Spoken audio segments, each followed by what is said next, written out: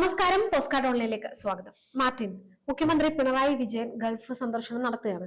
അപ്പൊ ഈ ഒരു തെരഞ്ഞെടുപ്പിന് മുന്നോടിയായിട്ട് ഇനിയിപ്പോ ഒരു 6 മാസത്തോളമല്ലേ ഉള്ളൂ നിയമസഭാ ഇലക്ഷൻ. അപ്പൊ ഇതിനു മുൻപായിട്ട് മുഖ്യമന്ത്രി ഇത്രയും ധൃതി പിടിച്ചു പോകുന്നത് ഒരിക്കലും കേരളത്തിന് വേണ്ടിയാണോ അതോ പാർട്ടിയുടെ പരിപാടിക്ക് വേണ്ടി തന്നെയാണ് പോകുന്നത്? കാരണം വെച്ചാൽ ഇപ്പൊ പറഞ്ഞിരിക്കുന്നത് കേരളത്തിലേക്ക് നിക്ഷേപം കൊണ്ടുവരിക, നിക്ഷേപകരെ കൊണ്ടുവരിക എന്നൊരു ഉദ്ദേശത്തോടെയാണ് പോകുന്നതെന്ന് പറഞ്ഞിരിക്കുന്നത്. യഥാർത്ഥത്തിൽ അതല്ല എന്നുള്ളത് ഇതിനോടകം തന്നെ മനസ്സിലായിട്ടുണ്ട്. കാരണം നമുക്കറിയാം, ഇടതുപക്ഷത്തിന് ഏറ്റവും കൂടുതൽ വോട്ടുകൾ ഉള്ളവരിൽ ഒരു വിഭാഗം എന്ന് പറയുന്നത് പ്രവാസികളാണ്. പ്രവാസി വോട്ടർമാരുടെ ഇടയിൽ ഇടതുപക്ഷത്തിന് വലിയൊരു സ്വാധീനമുണ്ട്. പക്ഷെ പലപ്പോഴും അവിടെ നിന്നുള്ള വോട്ട് ചെയ്യുന്ന സമയത്ത് ഇവിടെ കൊണ്ടുവരാൻ പലപ്പോഴും സാധിക്കാറില്ല എന്നുള്ളതൊരു പ്രശ്നമാണ്. പക്ഷെ ഈ പോസ്റ്റൽ വോട്ടുകൾ ഉൾപ്പെടെയുള്ള പല വോട്ടുകളും മറ്റ് പ്രവാസികൾക്ക് വോട്ട് ചെയ്യാനുള്ള പല സൗകര്യങ്ങളും ഒക്കെ ഇപ്പൊ പതുക്കെ തുടങ്ങിയിട്ടുണ്ടെങ്കിൽ പോലും അവർക്കിടയിൽ ഒരു പ്രചരണം സൃഷ്ടിക്കുക എന്നുള്ളത് പിണറായി വിജയനെ സംബന്ധിച്ച് വലിയൊരു കാര്യം തന്നെയാണ്. മാത്രമല്ല, സോഷ്യൽ മീഡിയ എടുത്ത് നോക്കുമ്പോഴത്തേനും നമുക്ക് മനസ്സിലാവുന്ന മറ്റൊരു കാര്യം,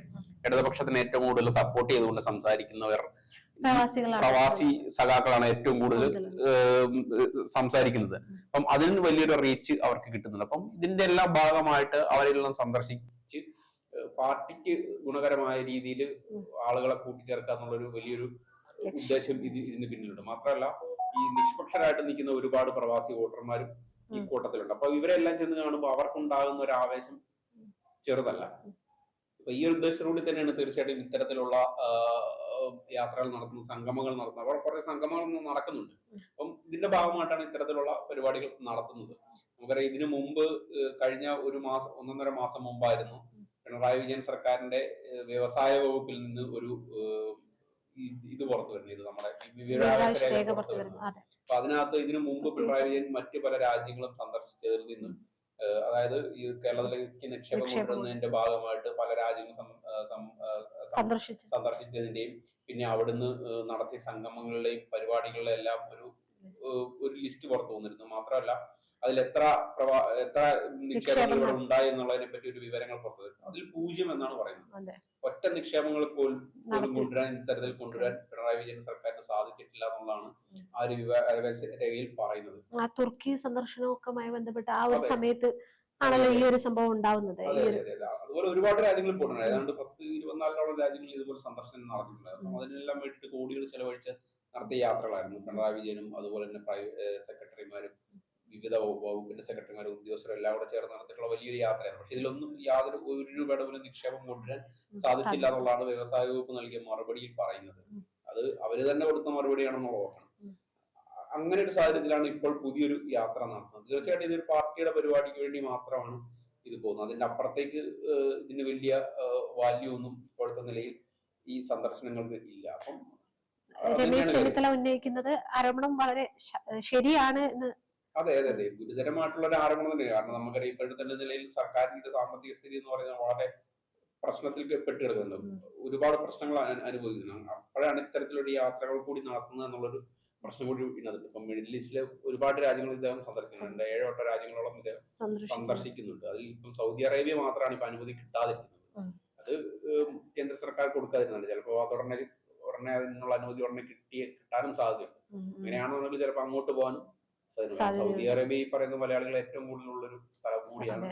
പ്രവാസി സഖാക്കൾ ഏറ്റവും കൂടുതൽ ഉള്ള ഒരു സ്ഥലം കൂടിയാണ് സൗദി അറേബ്യ എന്നുള്ളത്. ഇപ്പൊ എനിക്കൊന്ന് ദുബായിലോ മറ്റോ കണ്ടാണെന്ന് തോന്നുന്നു. അപ്പം ഇത്തരത്തിലുള്ള യാത്രകൾ അദ്ദേഹം ഒരുപാട് നടത്തുന്നുണ്ട്. അപ്പൊ നടത്തുന്നതിന്റെയൊക്കെ പിന്നിലെ ഉദ്ദേശം തീർച്ചയായിട്ടും ഇത്തരത്തിലുള്ള ഉദ്ദേശം പാർട്ടി താല്പര്യമാണ്. ഇതിനു മുമ്പ് അദ്ദേഹം ഇങ്ങനെ ഒരു യാത്ര നടത്തുമെന്ന് എനിക്ക് തോന്നുന്നില്ല. ഇപ്പം ഇലക്ഷൻ നടക്കാൻ മാസങ്ങൾ മാത്രം ബാക്കിയുള്ള സമയത്താണ് ഇത്തരത്തിലുള്ള ഒരു യാത്ര നടത്തുന്നതാണ് ഇതിനകത്ത്. അത് ഇവിടെ ആവശ്യത്തിൽ കൂടുതൽ വിവാദങ്ങൾ സർക്കാരിനെ സംബന്ധിച്ചുണ്ട്. അതിന്റെ അതൊക്കെ നിലയിലൊക്കെയാണ് ഇപ്പോഴും ഈ ഒരു യാത്രയും കൂടെ ഓർത്ത് നോക്കുന്നതല്ല. പക്ഷെ പ്രവാസികളെ അല്ലെങ്കിൽ പ്രവാസി നിക്ഷേപങ്ങൾ കൊണ്ടുവരാനുള്ള ഉദ്ദേശമൊന്നുമില്ല. കാരണം നമുക്കറിയാം, ഏറ്റവും കൂടുതൽ വ്യവസായികൾ ആത്മഹത്യ ചെയ്ത ഒരു സർക്കാർ കൂടിയാണ് പിണറായി വിജയന്റെ 1-2 സർക്കാർ എന്ന് പറയുമ്പോൾ. നമുക്കറിയാം, ആന്തൂർ സാധനയൊക്കെ നമുക്കറിയാം. അദ്ദേഹം ഒരു ഓഡിറ്റോറിയം, അദ്ദേഹത്തിന്റെ ഒരു സംരംഭം തുടങ്ങാൻ വേണ്ടിയിട്ട് അദ്ദേഹം കയറി നടന്ന അവസാനം അദ്ദേഹത്തിന് പറ്റിയ ദുരന്തമൊക്കെ നമുക്ക് ആത്മഹത്യ ചെയ്യേണ്ടി വന്നത്. അതുപോലെ ഒരുപാട് പ്രശ്നങ്ങൾ നമ്മുടെ നാട്ടിൽ തന്നെയുണ്ട്. ഇപ്പം കഴിഞ്ഞിടയ്ക്കാന്ന് തോന്നുന്നു കോട്ടയത്ത് ഒരു ലോഡ് ഇറക്കുന്നതുമായിട്ട് ബന്ധപ്പെട്ട്, നോക്കുകൂലിയായിട്ട് ബന്ധപ്പെട്ട് ഇതേ ഇടതുപക്ഷത്തിന്റെ സംഘടനകൾ പ്രശ്നം ഉണ്ടാക്കുകയും അത് ലോഡ് പിന്നെ തിരിച്ചു പോകുന്ന സംഭവങ്ങളൊക്കെ ഉണ്ടായിരുന്നു. അങ്ങനെ ഒരുപാട് സംഭവങ്ങൾ, നോക്കൂലി അടക്കമുള്ള പ്രശ്നങ്ങളുണ്ട്. അങ്ങനെ പലവിധ പ്രശ്നങ്ങൾ ഇവിടെ ഉണ്ട്. അപ്പം ഇത്തരത്തിലുള്ള പ്രശ്നങ്ങൾ പോലും പരിഹരിക്കാതെ ഈ പറയുന്ന പ്രവാസി നിക്ഷേപം വരെ ഇവിടെ കൊണ്ടുവരുന്നൊക്കെ പറയുന്നതിൽ യാതൊരുവിധ യുക്തിയുമില്ല. അപ്പൊ ഇവിടെയുള്ള പ്രശ്നങ്ങൾ ആദ്യം തീർക്കട്ടെ. അത് പരിഹരിക്കാതെയാണ് ഓടി നടന്ന് അതെ, നിക്ഷേപരെ കൊണ്ടുവരാനുള്ള രീതിയിലുള്ള ഇതൊരു പ്രചരണത്തിന്റെ ഭാഗം മാത്രമാണ്. ഞങ്ങൾ എന്തൊക്കെ ചെയ്തു എന്നുള്ളത് ജനങ്ങളെ ബോധ്യപ്പെടുത്തുക. കാരണം ഇത്തരത്തിലുള്ള പ്രചരണങ്ങൾ നടത്തുമ്പോഴായിരിക്കും തീർച്ചയായിട്ടും ജനങ്ങൾക്ക് ഇവരത്തൊക്കെ ചെയ്യുന്നുണ്ടെന്നുള്ളൊരു തോന്നൽ ഉണ്ടാക്കുക. ഞാനിപ്പം ഈ മുഖ്യമന്ത്രിയുടെ ഗൾഫിലെത്തിയ വീഡിയോ കഴിഞ്ഞ രാവിലെ ഞാനെടുത്ത് നോക്കിയപ്പോഴത്തേനും പല വീഡിയോയിലാണ് കണ്ടത്. അപ്പൊ ഇതെല്ലാം ഷെയർ ചെയ്യുന്നത് ഈ പറയുന്ന ഒരു സൈബർ വിങ്ങുകളിലാണ് ഇത്തരം വീഡിയോകളും ഈ വാർത്തകളും ഏറ്റവും കൂടുതൽ പ്രചരിക്കുന്നതിന്റെ പ്രധാന ഒരു സ്ഥലം എന്ന് പറയുന്നത് ഇത്തരം സൈബർ മേഖലകളിലാണ്. അപ്പം അവിടുന്ന് ഏറ്റവും കൂടുതൽ നമുക്കറിയാം, മലയാളികളുടെ ഇപ്പോഴത്തെ സ്വഭാവം നമുക്കറിയാം, സൈബർ ലോകത്തെയാണ് ഏറ്റവും കൂടുതൽ ആശ്രയിക്കുന്നത്. അപ്പൊ അവിടെ കൂടുതൽ പ്രചരണം ശക്തമാക്കുന്നതിന്റെ ഭാഗമായിട്ടൊക്കെ തന്നെ ആയിരിക്കണം ഇത്തരത്തിലുള്ള യാത്രകൾ